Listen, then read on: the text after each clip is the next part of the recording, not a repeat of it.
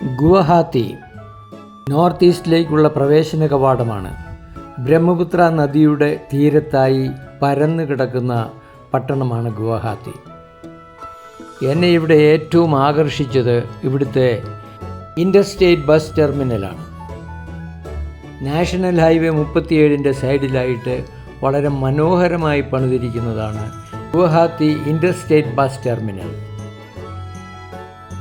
Bus terminal മുഴുവൻ എത്ര മനോഹരമായിട്ട് ഭംഗിയായിട്ട് ക്ലീനായിട്ടാണ് സൂക്ഷിച്ചിരിക്കുന്നതെന്ന് നോക്കുക.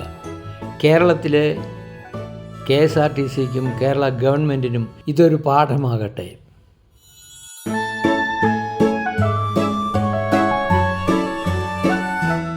ബസ് സ്റ്റാൻഡും പരിസരവും വൃത്തിയാക്കുന്നവർ രാവിലെ തന്നെ വന്ന് അവരുടെ ജോലിയിൽ പ്രവേശിക്കുന്നു.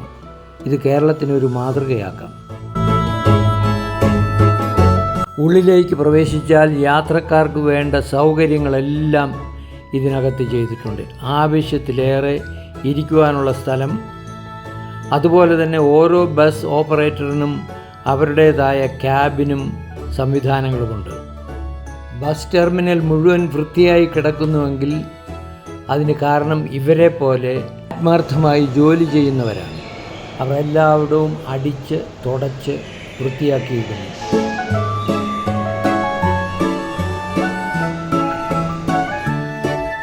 നോക്കൂ, ഒരിടത്തും ഒരു ചെറിയ കടലാസ് തുണ്ട് പോലും കിടക്കുന്നതായി നിങ്ങൾ കാണുന്നില്ല.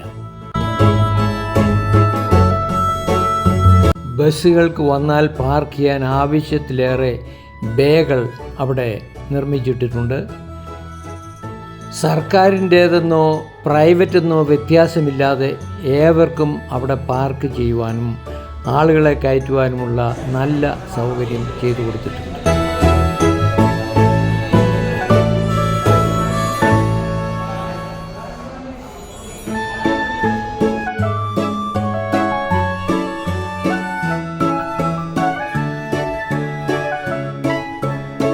ബേകളുടെ നടുക്കായി ചെറിയ ചെറിയ സ്റ്റോളുകൾക്കുള്ള സൗകര്യവും വളരെ ഭംഗിയായി ചെയ്തു കൊടുത്തിട്ടുണ്ട്.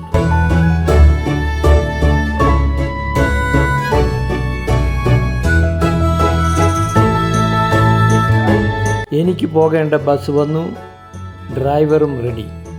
നേരെ തേസ്പൂരിലേക്ക്.